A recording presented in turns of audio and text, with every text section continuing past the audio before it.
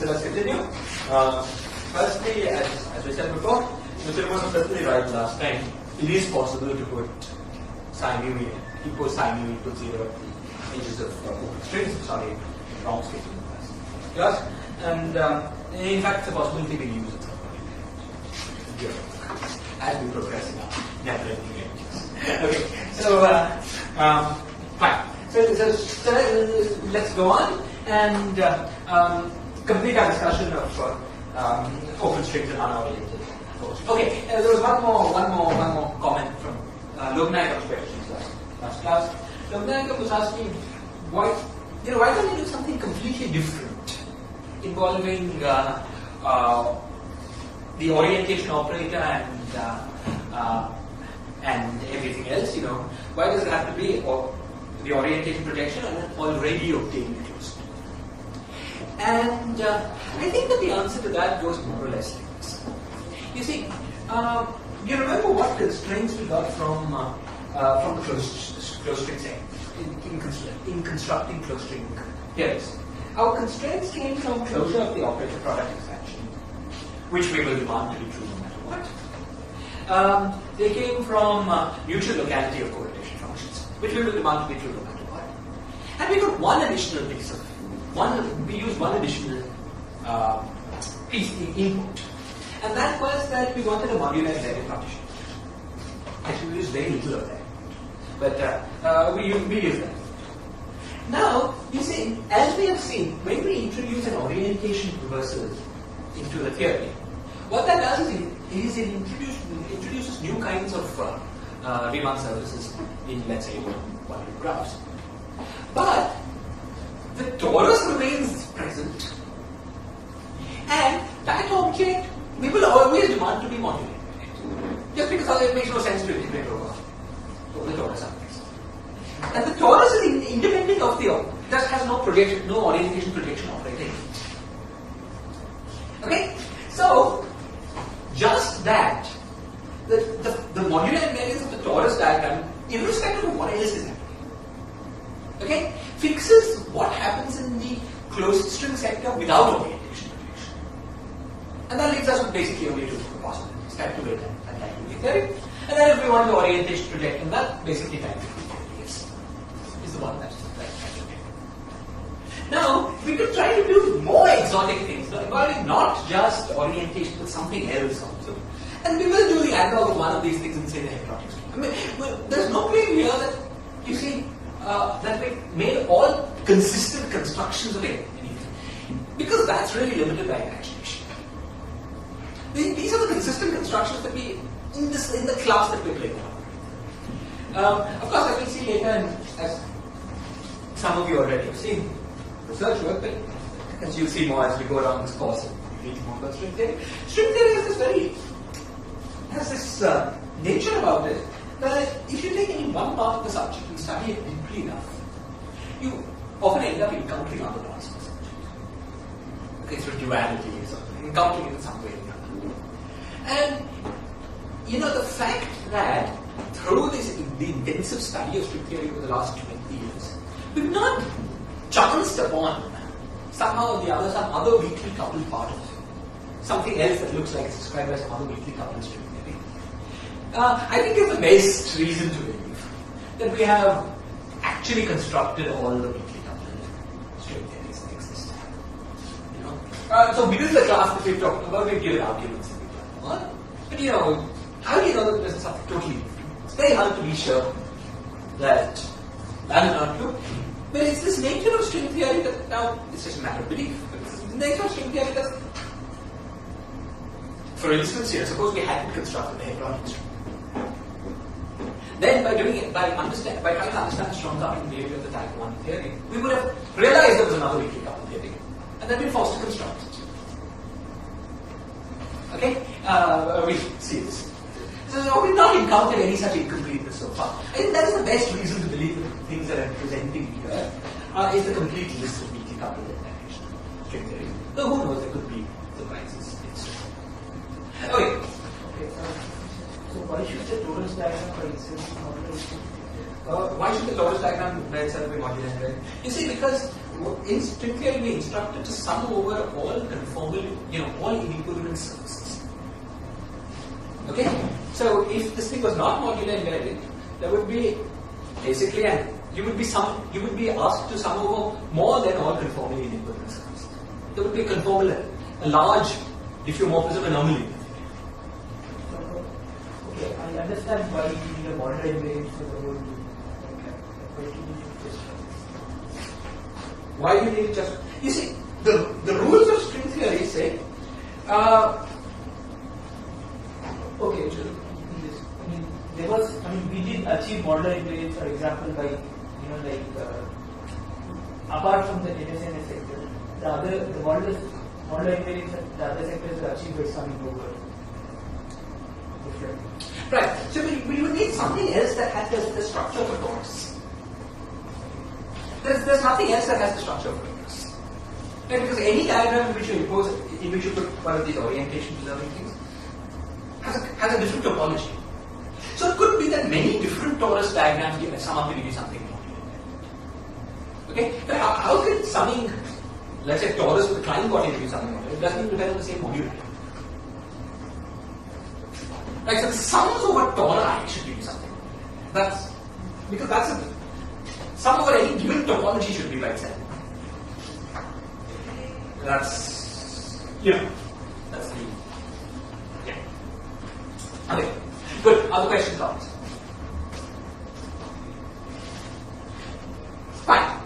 So, let's return to our study of the open string. We talked about the open string last time. And we talked about when we motivated the claim that the open string, this guy was 0 to y, this is 0 to t, needs to be studied in both the Ramond and the Nebel-Schwartz sectors, and needs to be studied with the GS coefficient. So we're going to be computing now the diagrams that we computed last time for unoriented bosonic string. So we want to start computing them one by one now for the superstring. So let's do this again. Okay. So we will first concentrate on the cylinder. There will also be a diagram like this with an orientation reversal projector in it, but we'll deal with that later. Okay. So let's first look at the cylinder diagram. So the cylinder diagram has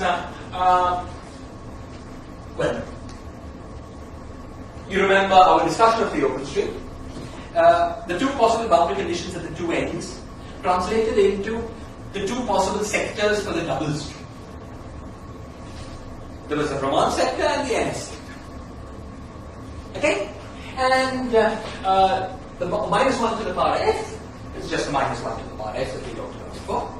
So this is now really simple. It's like the square root of what we did for the closed string. Okay? So what do we have? So we have z. If you remember our notation last time, so we have Z0, which is the NS sector, okay, and 0, which means ordinary trace of I times T. Okay, plus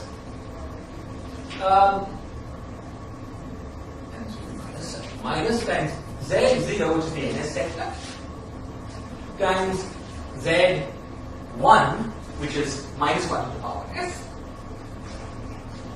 of I times t. Okay? And then we'll have, in addition, Z, so far we dealt with the NS sector in the double theory. Okay? So, in addition, we have the Ramond sector, and the Ramond sector contributes to the minus sign. This is the usual spin statistics business that we talked about at length for the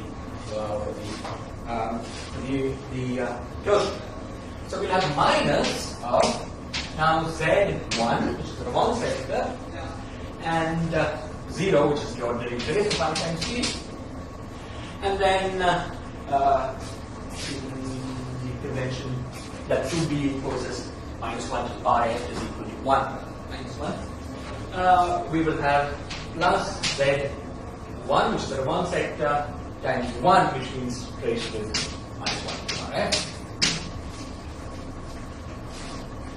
And then this thing will contribute to the whole sum with a factor of 1/4. there will be the half is because of the half in the projector 1 plus minus 1 to the power f, and the other half will be in the half from the projector 1 plus omega. This is just one of the terms in the orientation. Orientation. Okay? So this is the answer in terms of functions that we know, because we've studied that in detail when we were doing the partition function, when we studied the partition function of the closed function.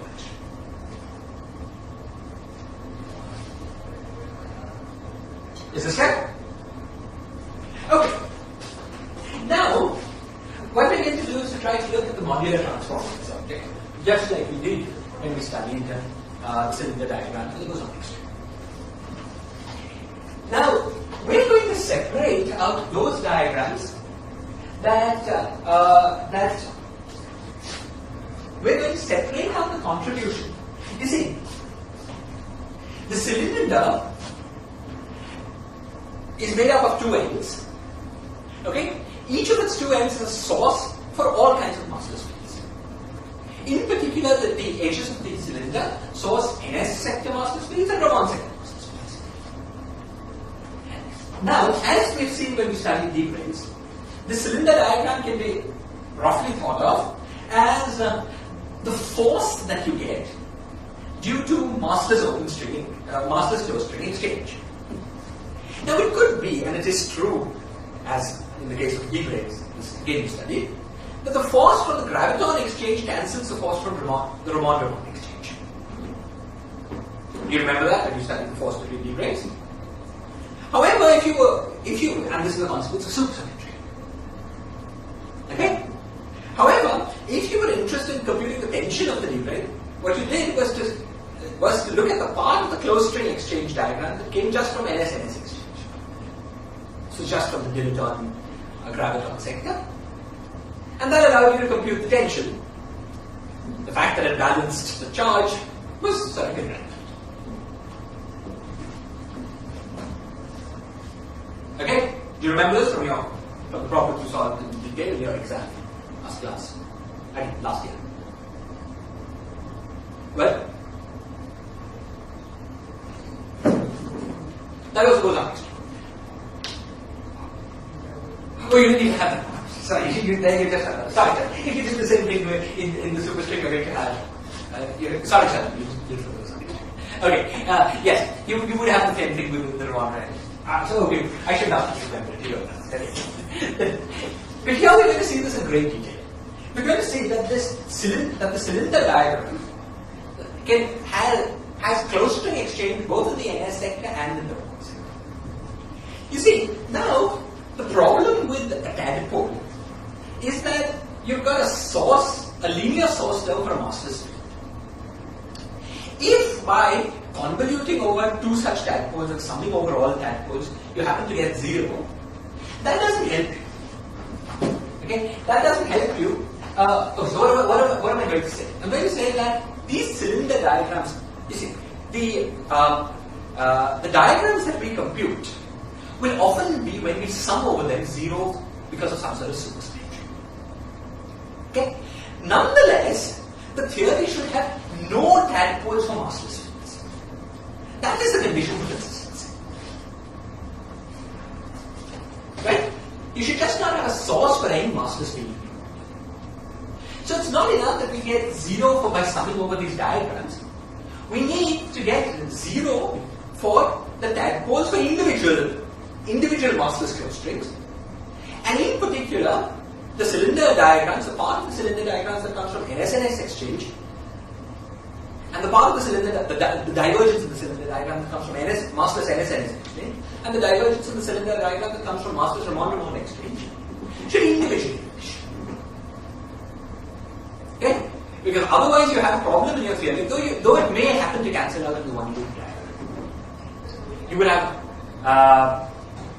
would have a problem, for instance, if you changed your source a little bit so as to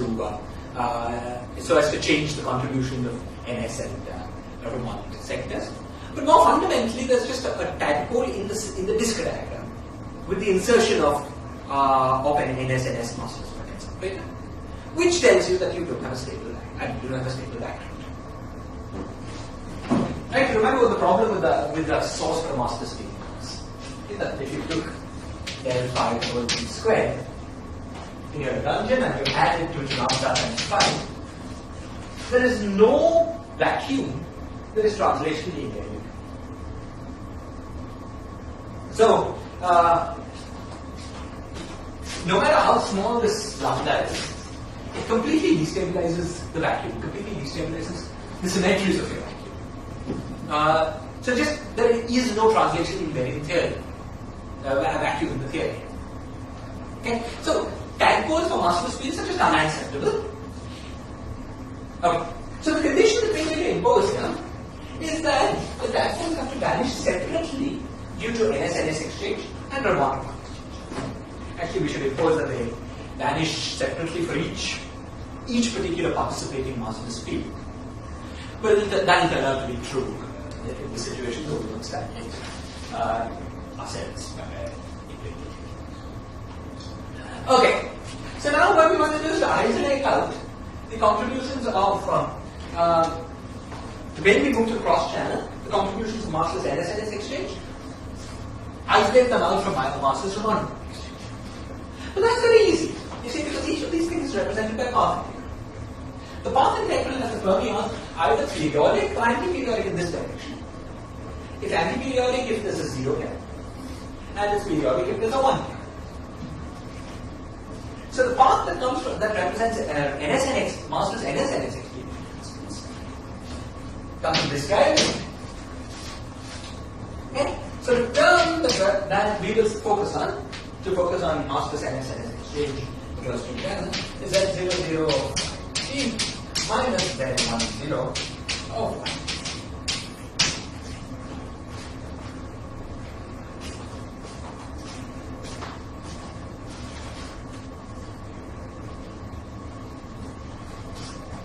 Okay. Now what do we do with this stuff? We want to isolate the contribution of the massless set. Okay, the divergence in this diagram comes from radical massless states. So we should modular transform this. Okay? We should of course multiply this by the contribution from the bosonic string and modular transform. But that's very easy because we've already learned how to modular transform these functions. Okay? So the modular transform, so we just apply the rules that we had in the previous class. The rules were essentially that these two guys get exchanged and T goes to 1 by T.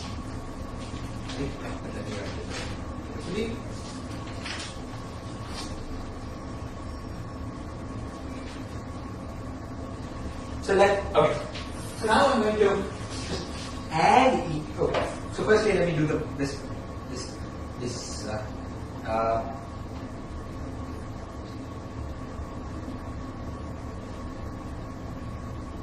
So Z00 of IT, so that's good.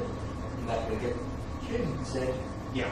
So all that will happen is that this will get flipped here, this will get flipped here, and we bring this guy down. Okay.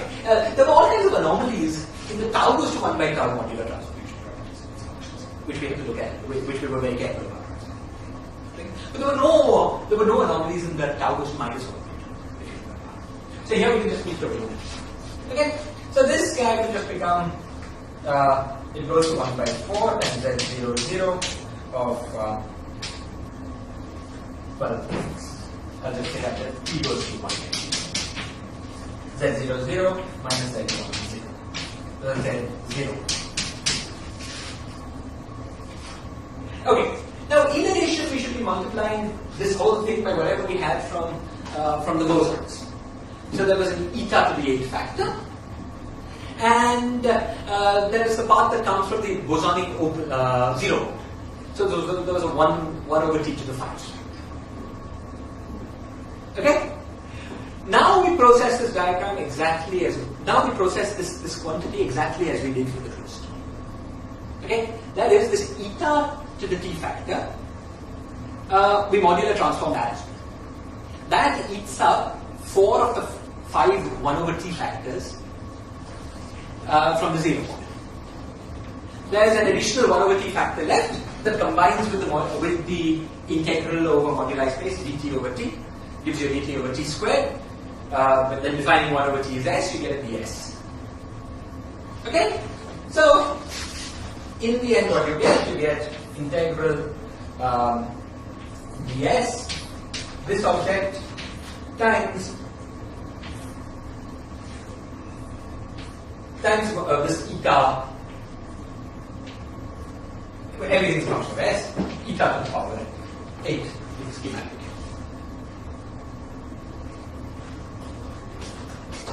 Okay, no remaining factors of t or s.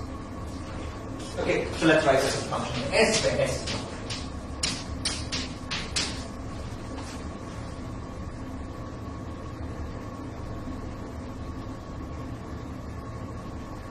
Is this clear?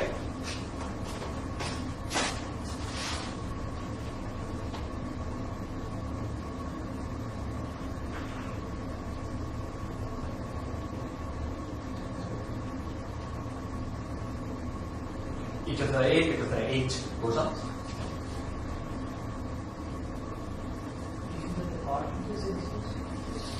No, z00 was just the partition function over the surface. It was and the z0. I'm sorry, the z00 should be to the. You remember we made the we complexified the fermions. Z00 was partition function over for everyone.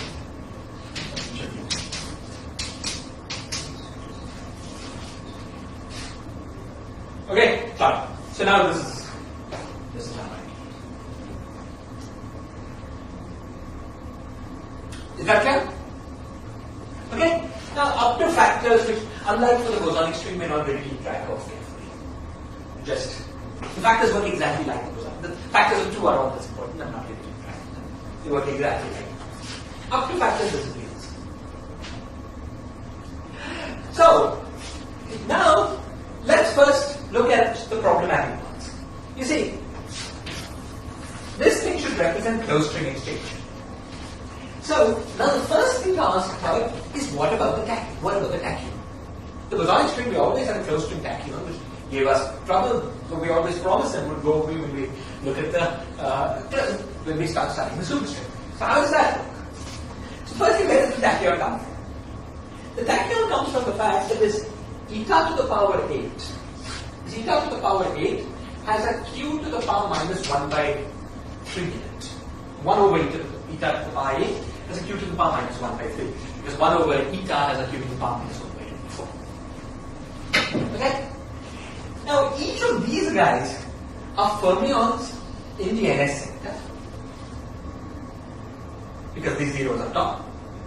So they each contribute to 0 point energy. They each contribute to 0 point energy also, which changes this q to the power minus 1 by 3 to q to the power minus 1 by 2.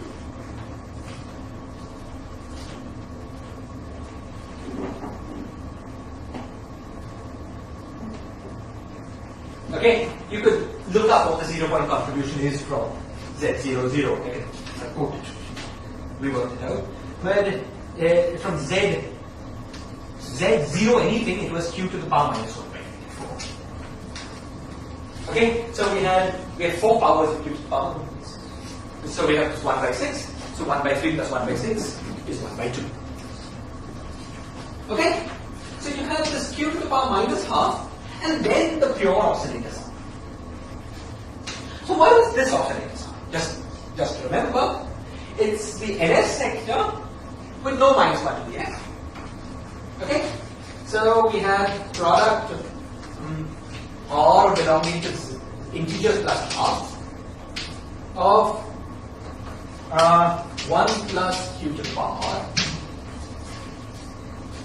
What was this product? It was minus product R belonging to integers to the power, integers plus half, once again, because we're still in the NS sector. But 1 minus 1 to the power R. No, 1 minus q to the power r. Because every fermion contributed with the negative sign because of the minus 1 to the f in the trace. Okay? And then this eta function, this whole thing is to the power 4, this whole thing is to the power 4, and then the eta function is to the power, is product 1 minus q to the power r, the whole thing to the power 8, where r now belongs to integer.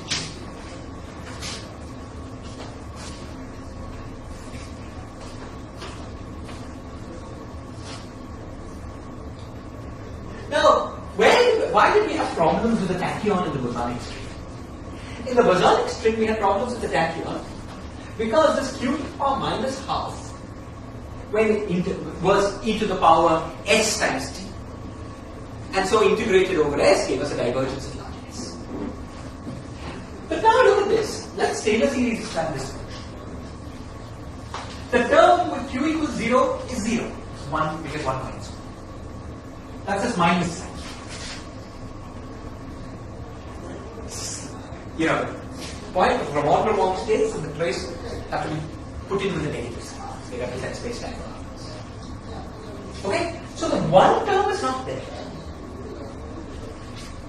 It's not a surprise. This is just a statement that when we do things correctly, we impose the GSO projection the cross closed string.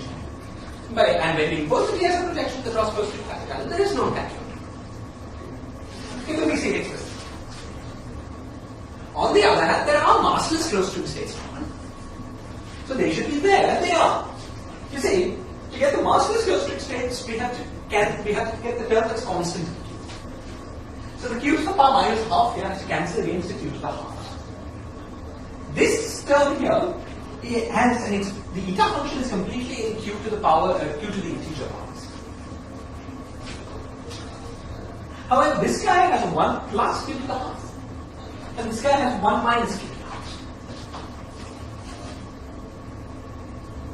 Oh, these are actually to the power 8.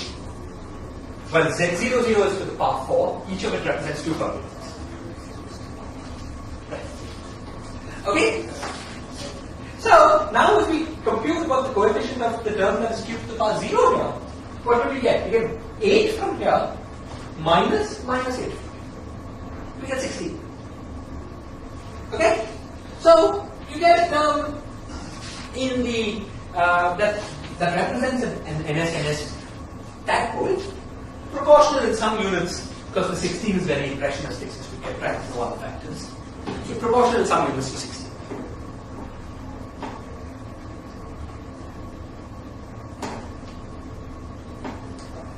Is this clear?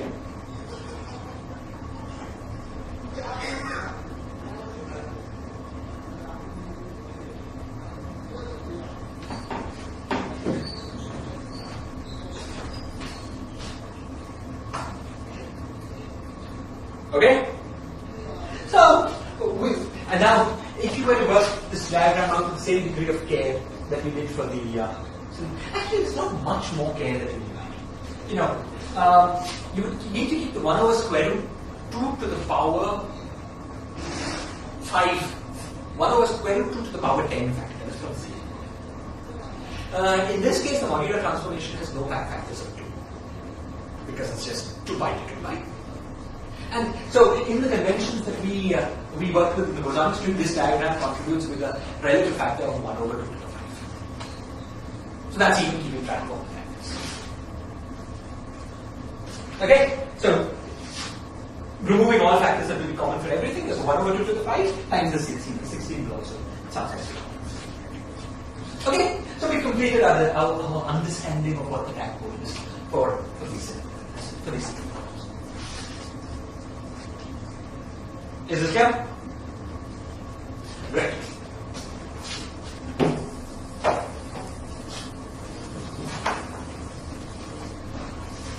Now let's turn to the computation of the tadpole for NS and NS massless fields from the client. So we have to understand what the client model represents in Hamiltonian language. Okay? So the client model represents what? It represents the identification that under the path integral, you do this to this. Now we have to put that into an equation. Okay, so Fermi was moving this way, I left moving. Fermi was moving that way, or right. So the identification that is made is like for scalars is psi of sigma at 2 pi at sigma and whatever we want to call this guy. Let's call it 2 pi t. 2 pi t.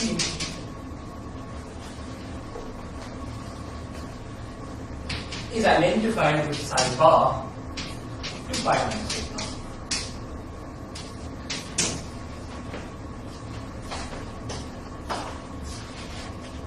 Now, in the expression where we have a trace,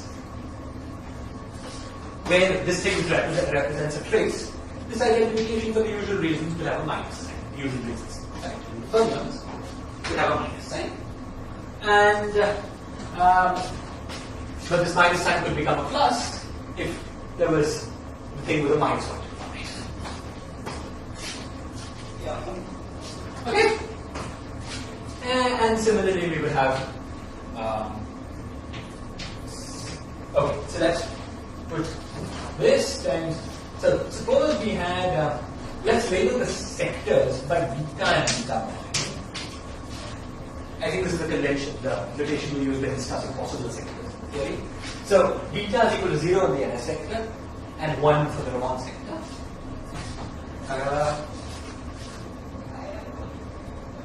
What am I saying? Sorry, beta. I want to say where do we had minus 1 to the f? Okay, sorry. With the flying orders we have of beta and beta bar. Okay, so the beta is equal to 0 if there's no minus 1.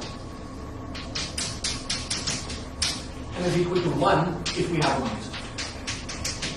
Similarly for beta bar with f replaced by f bar.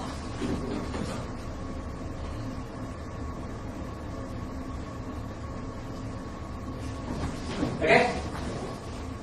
So, then we would get this with a minus and an additional factor of minus 1 to the power of beta.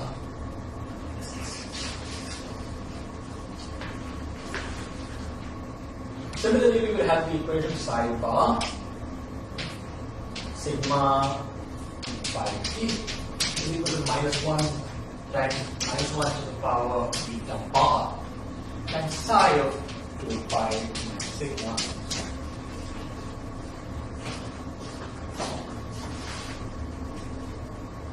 Okay.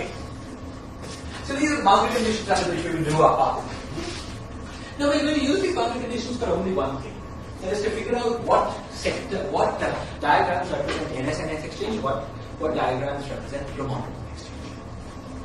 Okay. So in order to do that,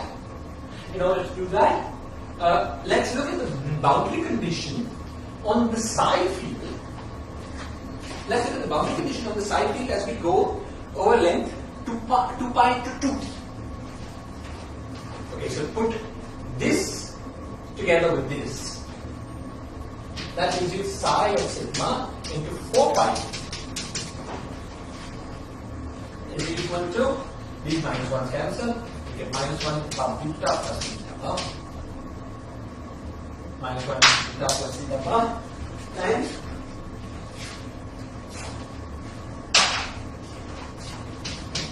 psi of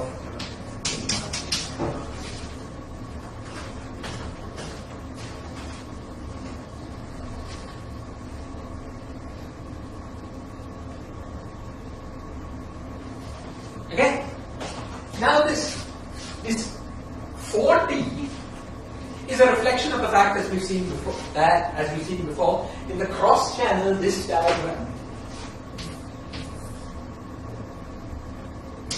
gets length 4 pi t and this becomes pi. Okay? So this quantity, this equation here is telling you what the psi field has, what periodicity conditions the psi field has as it goes around this side. Okay?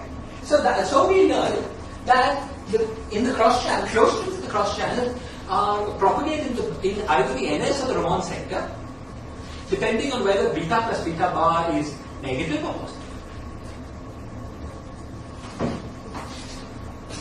Okay, so if we want to focus on closed string exchange in the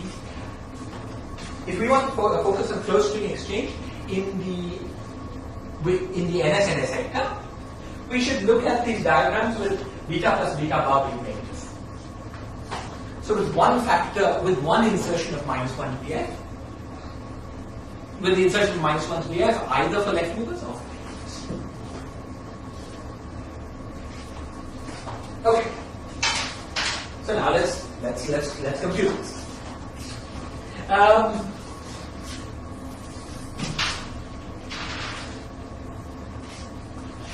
And by the way, whether this guy is moving the NS sector, this happens both the Raman sector and the NS sector as far as the open string sector goes.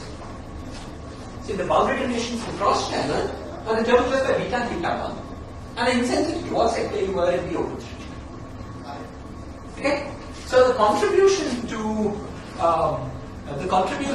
NSN exchange will have two terms. It will come from NS sector exchange, so the NS sector partition function in the open string channel with an effective -1 to the F, and a Raman sector partition function in the open string channel with an effective -1. By effective -1 to the F, I mean one of the two sides, left or right movers has -1 to the F, and the other one doesn't. Both these contributions. Which one doesn't matter? It's the same one.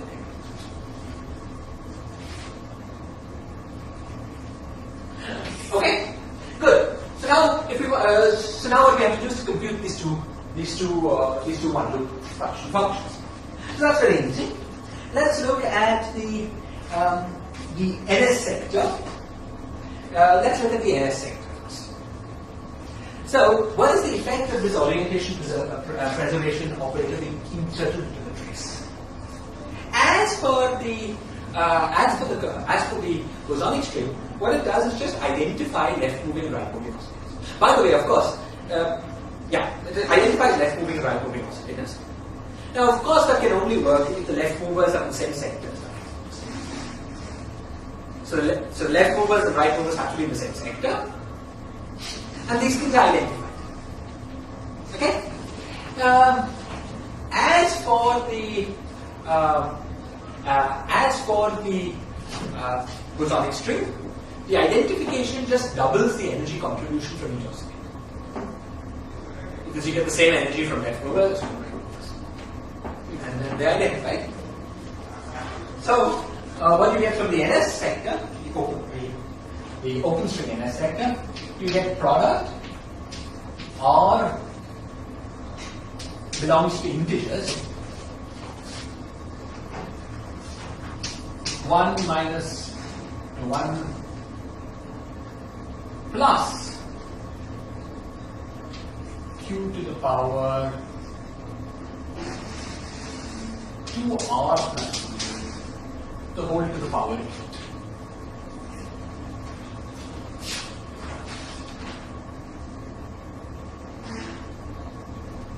Excellent.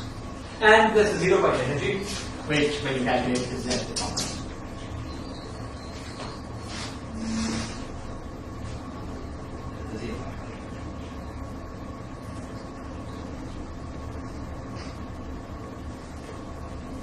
Okay, this is the part that comes from open string NS.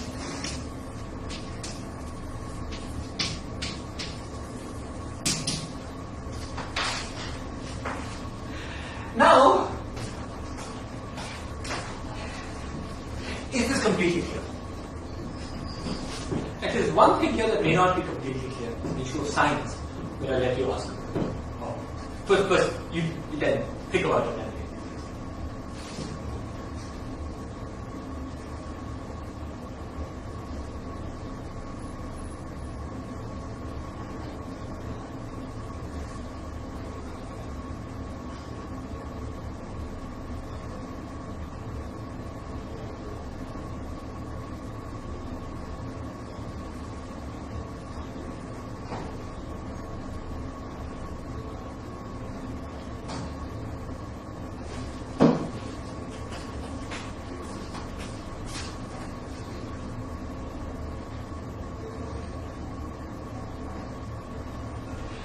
Ramon sector is also very similar.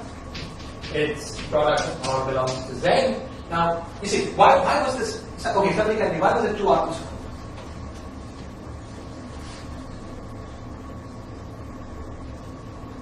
Somebody? What are the energies of states in the NS sector, of the fermion oscillators in the NS sector?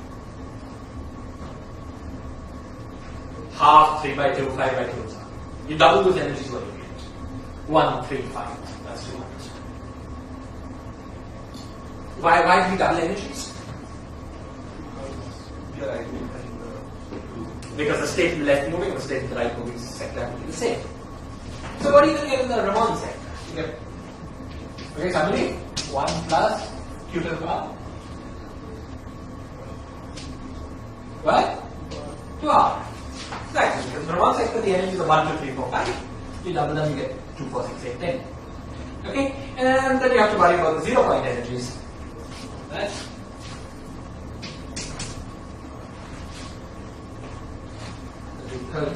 And as usual, the Ramon sector contributes with the minus sign, and because of the 0 modes, you get this factor of 16. The 16 is 2 to the power 4. There are 4 pairs of fermions, each of which has a fermionic 0 mode. So that gives you this fermionic.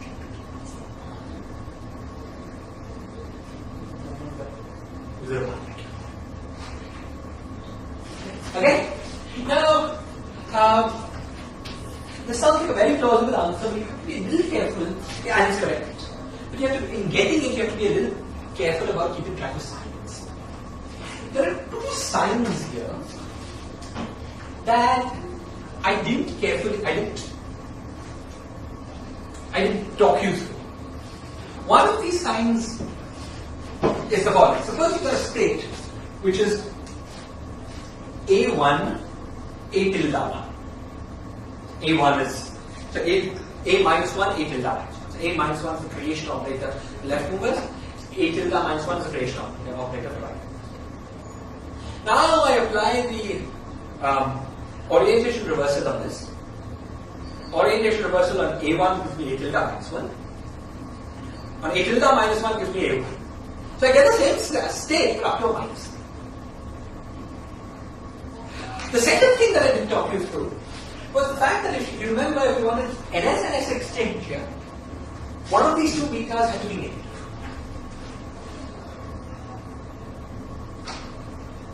Okay? Either beta or beta tilde had to be negative. So, we should have a contribution proportional to minus 1 to the power either left moving or right moving fermion. And you look at this formula, you think, well, this looks like you've not got any contribution proportional to minus 1 to the power fermion. No. And you've not been careful about taking back these exchange signs. The great thing is that they cancel it.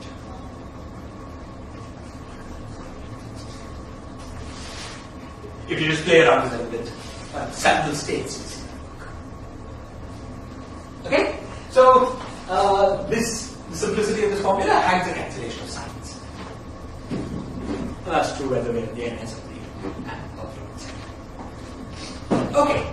So now, up to that subtlety, which I encourage you to play around with and check yourself. Okay? Up to that subtlety, we have our partition function.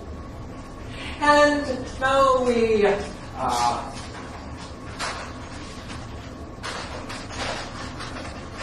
want to sit and use it in particular modular transforms. So let's combine it together with the part of the partition function that came from the bosons.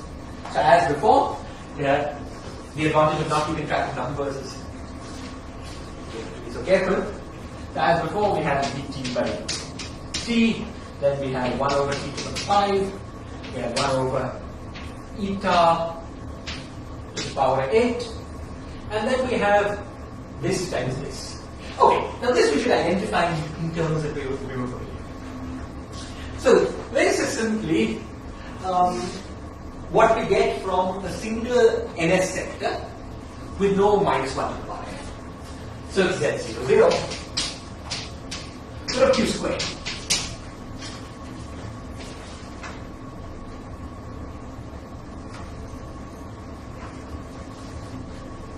Is that clear? And this is Z01 also. Top 0 says NS sector, bottom 0 says no minus 1. Okay? Top 0 says Raman sector, bottom Z1 1. Top 1 says Raman sector, bottom 0 says no minus 1.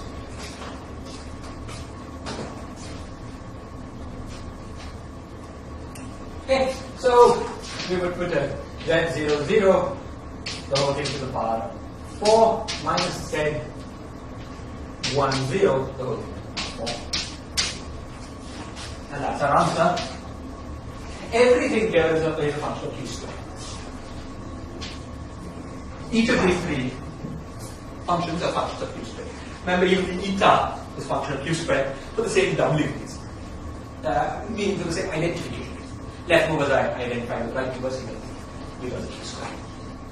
Okay, so you get Q squared, Q squared. Now we play our usual modular transformation. Okay, as usual, t to the 4 will combine with this eta to modular transform. We'll give you some factors of 2. Here we do have factors of 2. Okay, so we're not giving track of them. Remaining t will combine with this dt by t to give you a ds. These will have simple modular transformation properties in themselves. The modular transformation properties are Z00 goes to Z00, Z10 goes to Z01. So we get something proportional to ds. Z00 minus Z10 over Z over eta. And each of these things will be will be evaluated at S is equal to 1 over 40 for the usual reason. Right? This took us 4 pi d and pi. So the reach get us to 2 pi d and 1 over 40. Or from here, because when you do t2, you know, t goes to 1 by t. Next one. Okay? Fine. So if we were bothering to keep track of all numbers, all these things would be very important. But once again, we just want to be schematic and see the physics come out. So we've got something that's very similar to what we had before. Once again, when you expand the 0-point energy terms, and this one is, sorry. Once again, when you expand the 0-point energy terms, you have a q to the power minus half, the same source as before. And once again, you've got, you know, expressions that are very much like what you had before. You had well, basically isomorphic. You had NS sector with no minus 1 to the f, NS sector with a minus 1 to the f. So it's the same expression we wrote down. Same product here, same product here. So this once again will contribute. First, the fact that there's this minus sign here implies that the tachyon, closely tachyon exchange tests. The fact that the minus sign becomes a plus sign will combine with the orbitals, in particular the mass response. That's the cancel, gives you a factor of 16.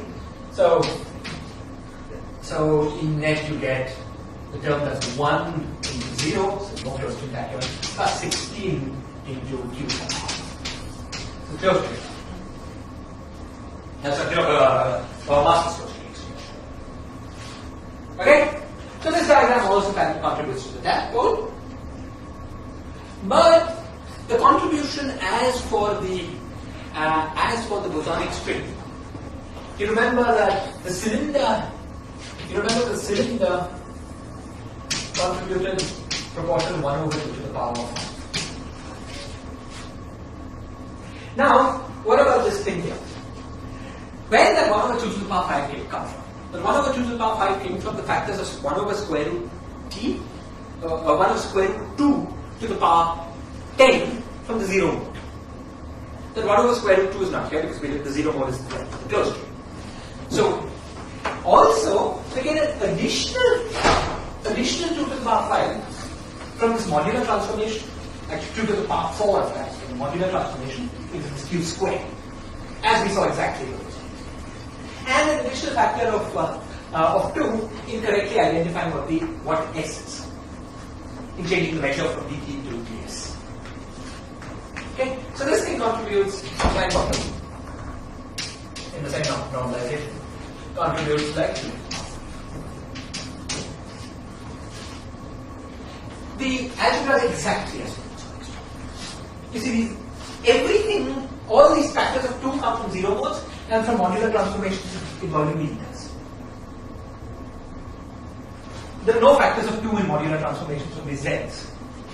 So the factor of 2-ology is exactly as follows. We worked it out in detail there, so I'm just reminding you.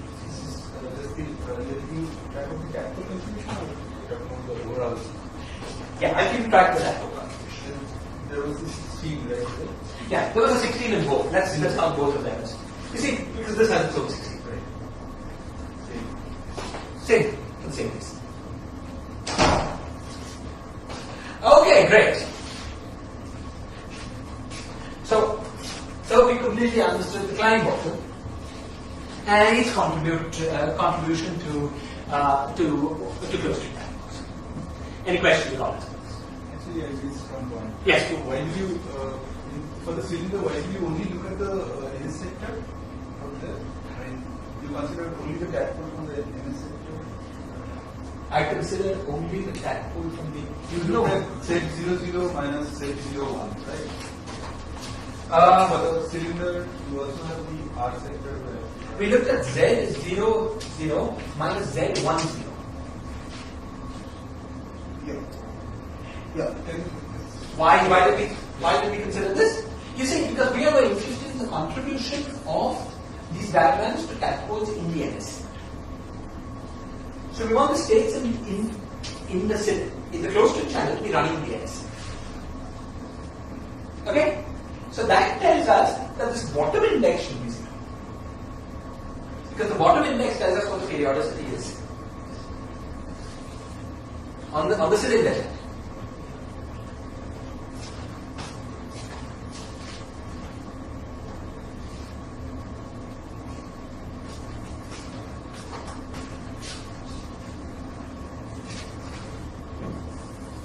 Okay, this was basically the same thing, both of the same time.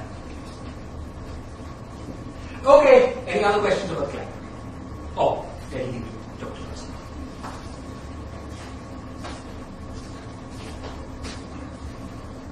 Fine. So now we're happy. All that remains, is to calculate now the Mobius.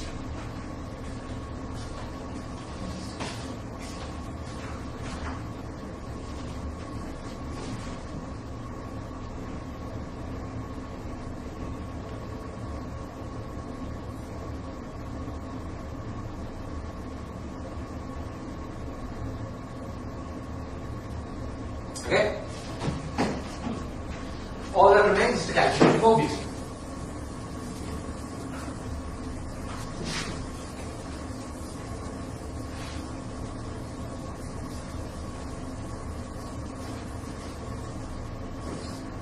So let's remind ourselves how the Mobius strip works. So the Mobius strip is this diagram.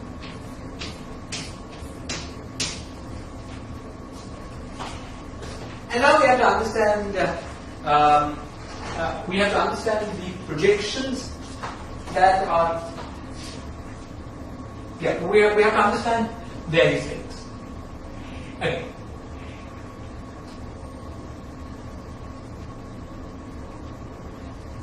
The first thing we should do is to remember the doubling trick. So the doubling trick was that we could associate the field psi, which is equal to psi of sigma in the 0 to 2 pi range. That was equal to psi bar of 2 pi minus sigma in the pi to 2 pi. So then we had a field that was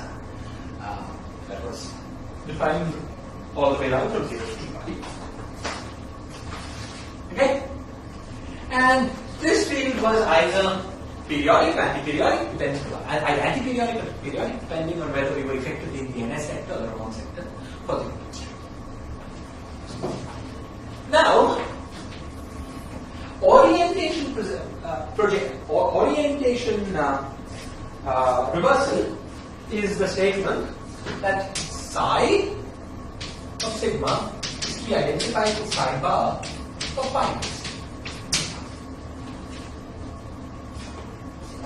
Now we want to know what this identification does to this master field big psi. This double field big psi, which has simple boundary conditions. Okay? So that's pretty simple. That's pretty simple. Because, say, psi of sigma is identified with psi bar of pi minus sigma. But psi bar of pi minus sigma is, so I want this psi of sigma is then identified with what? It's identified with psi of sigma minus pi.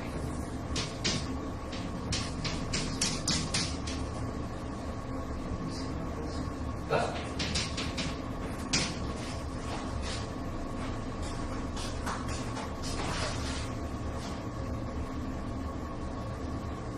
Okay? So if you ask, what does this orientation projection do, this omega operator do to the big psi? Okay? It identifies big psi of sigma with big psi of sigma plus pi. Now remember that it's big psi that was expanded in osmosis. Big psi was expanded as sum over n, alpha n by sigma.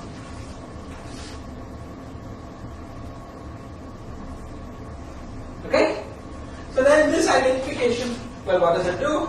It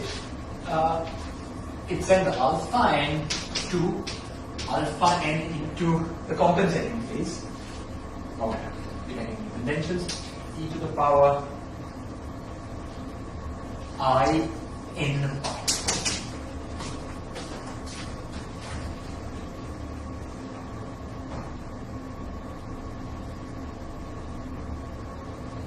Okay, so that's the action of the orientation orientation or reversal operator omega on the oscillators of this big double phase. Now you may have several questions or you may wonder about this. The first thing that strikes you is that in the NSNS sector, n is not an integer. So the phase that you get from in the NSNS sector is plus minus I, and can be plus minus I. Well, always is plus minus I, rather than plus minus 1. Now that might worry you vaguely, and if you think about why it worries you, one of the reasons it worries you is that if you square the orientation reversal, it gives you a factor of minus 1 rather than 1. That seems to make no sense. Because you take something, reverse the orientation, you reverse it again, it sounds like you should get back the same configuration. And indeed, however,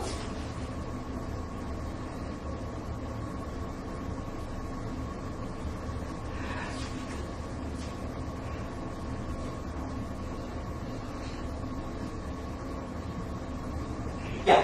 So, but you see, what you get is factors minus 1 for each oscillator. Now let's look at states. States built by oscillators acting on the vacuum.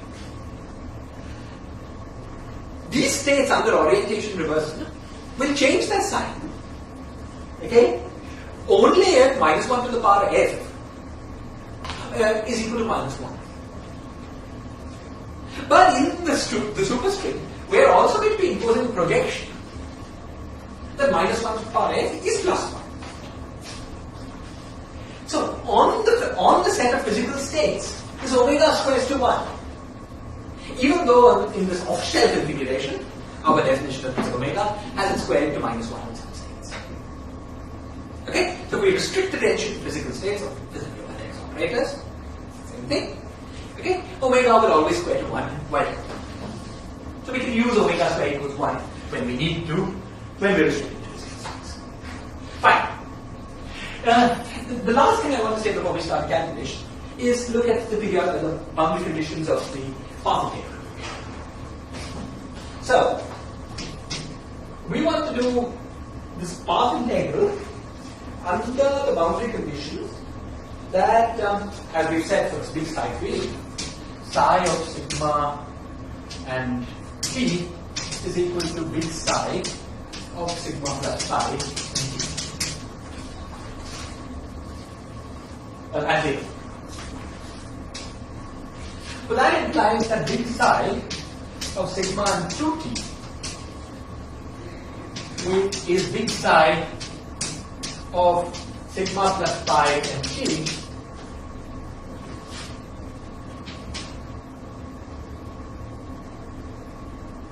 which is equal to big psi of, oh, that's fine. So in this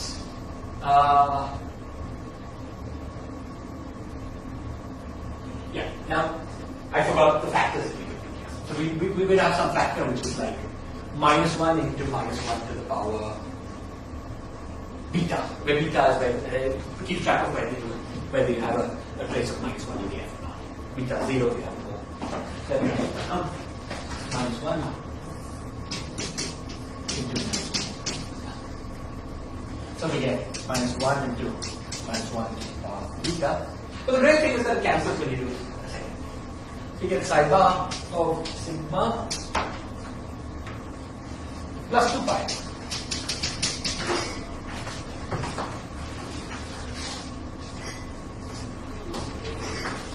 Again, the fact that something simple happens when you go to t is the statement that we've understood many times, that if we want to work the cross channel, this diagram goes to this one, the 2t.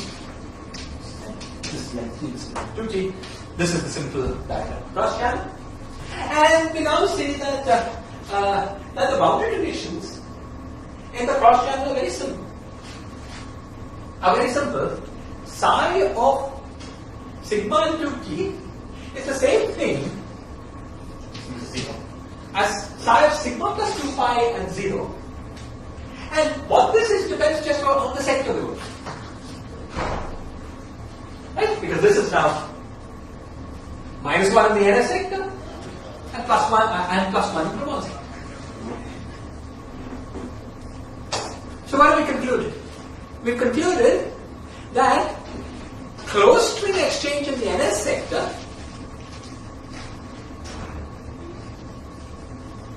though the diagram representing closed string exchange in the NS sector emerged entirely from the one-loop partition in the NS sector in the open string. Whereas closed string exchange in the Ramon sector emerges entirely from open string one-loop partition functions in the Ramon sector. For this model structure.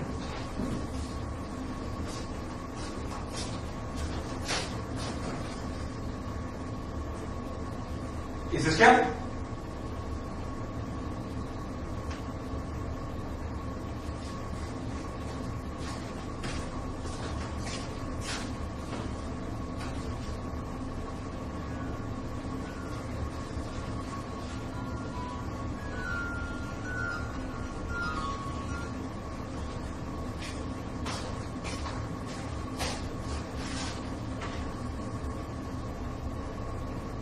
Okay? So, if we are interested in computing the closed string exchange in the closed string exchange in the NS sector, we should just keep track of the NS sector. However, as we alluded to before, whether we do the calculation in the LS sector or the Ramon sector, we get the same answer. And it's a little easier in this case to do the calculation in the Ramon sector. Basically because we don't have to keep careful track of the imaginary phases that we get acting on oscillator states in the identification. As we've seen in NS sector oscillators pick up imaginary phases. Okay, so just for partly for variety and partly because it's easier, partly because this is the calculation question to us, it means we can find an answer. We'll do this calculation this time in the Ramon sector. We'll look at the contribution of Ramon sector exchange in the first channel. That, as we said, comes entirely from the Ramon sector in the open stream. And here there's a new element. See, because we're working with the Ramon sector in the open stream, there are no 0 point energy scans, right? Because of supersymmetry. Okay, so here the leading contributions will be like what you get from close to exchange. Anyway, so let's work it out. So what we want to do is work with the Ramon sector. So this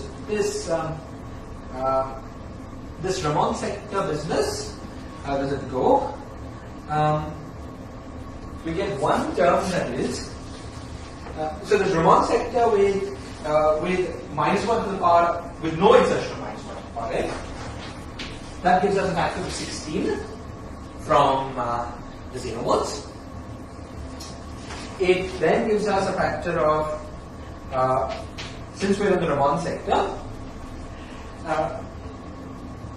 we're supposed to put a factor of -1 to the power n for the nth oscillator. Okay, so we have 1 minus 1 to the power m, q to the power m, and this thing should be the power.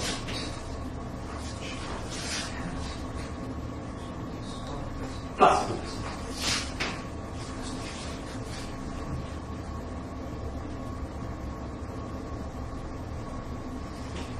Okay. What?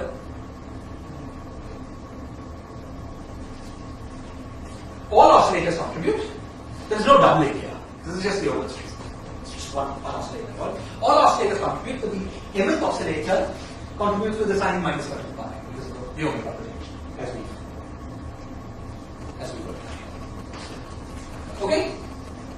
Then there's the part from the Ramon sector with the sector with -1 to the power, with the insertion of -1 to the power. Okay, what do we get from there? So here we would get trace m, and then 1 minus -1 to the power n q to the power n. But what should we put here?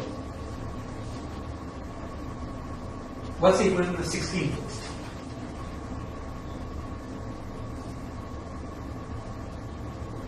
You know, when you ask a question like this in a lecture, the answer is always right then. The answer is 0. Tell me why.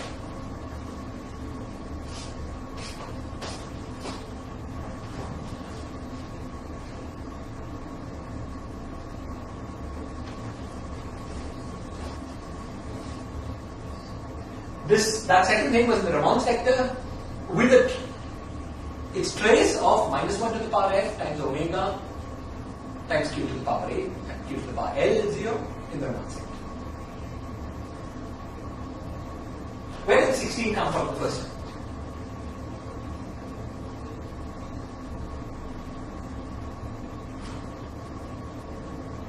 $16 was 2 to the power 4. Where did it come from? The Ramon vacuum, the 0 volts. Now, what is the trace of -1 to the power n on Ramon vacuum?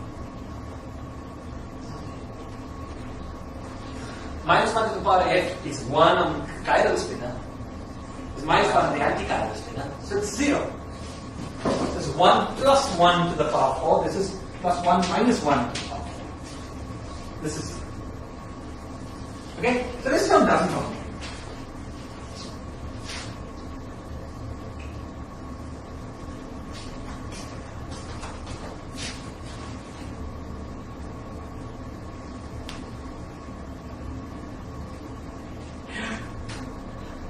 Okay.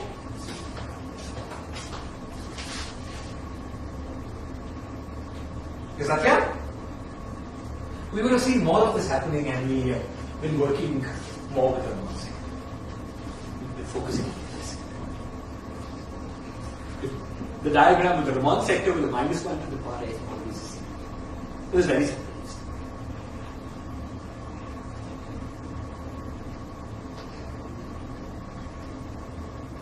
Okay? So now we have to take this object, combine it with what we got for the bosons with the same diagram. That's the factor of eta to the power 1 over eta to the power 8 times z00 to the power whatever it was with double arguments. You remember we worked this out last class for that. Just the bosonic partition function for the mode district. And this term can also be written in terms of the z's. So that term, let me write it out, is z, this term is z01 to it times z 10.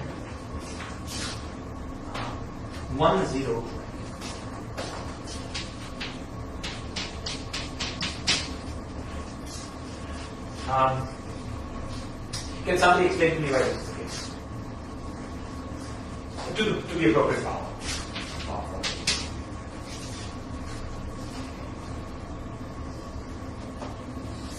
So Z01, let's read that. Z01 is NS sector with a minus 1 to the power n extension. And Z10 is Riemann sector with no minus 1 to the power. Yes, and there is this Q which converts Q to Q squared. Q to Q squared. Good. So this term would be what? It would take all even Q's and make them appear with a plus. Right? So we will have 1 plus Q squared into 1 plus Q4 into 1 plus Q6. Which are the alternative terms? Which are the alternative terms? What about this guy? This is the NS sector with a minus 1 to the power n. Because we got this doubling, instead of the energies being half, 3 halves, 5 halves, it's 1, 3, 5. Because the minus 1 to the power f, every term contributes with a negative sign. Okay? So that means that gives you all the odd terms here with the negatives. Right? So this thing is just equal to that.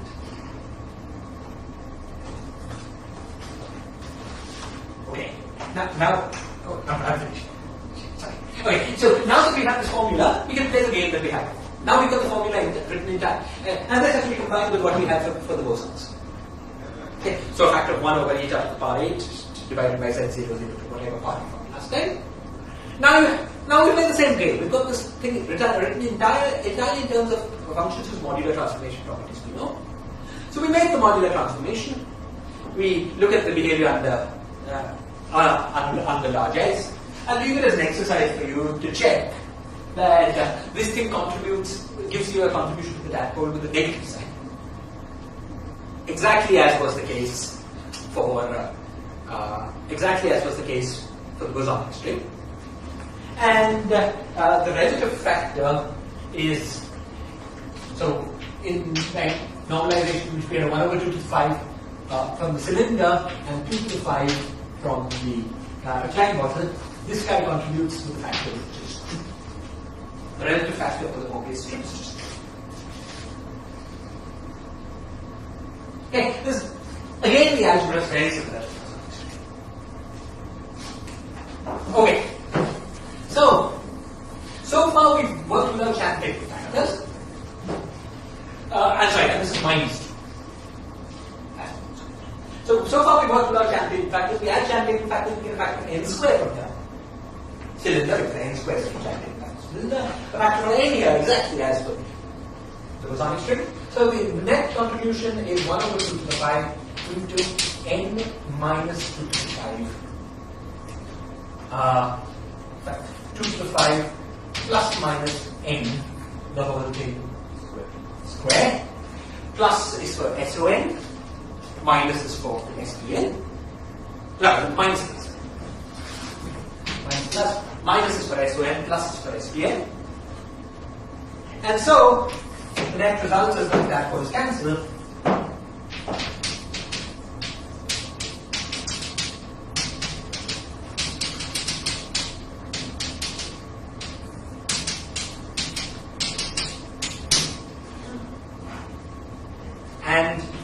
And the gauge movement.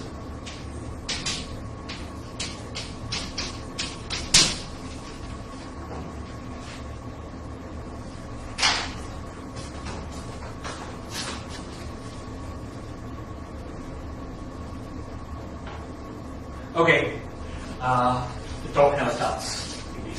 Terminate this. But okay, we've completed our discussion of the open superstring. Thank God. Next class we will begin a discussion of the electron string. Okay.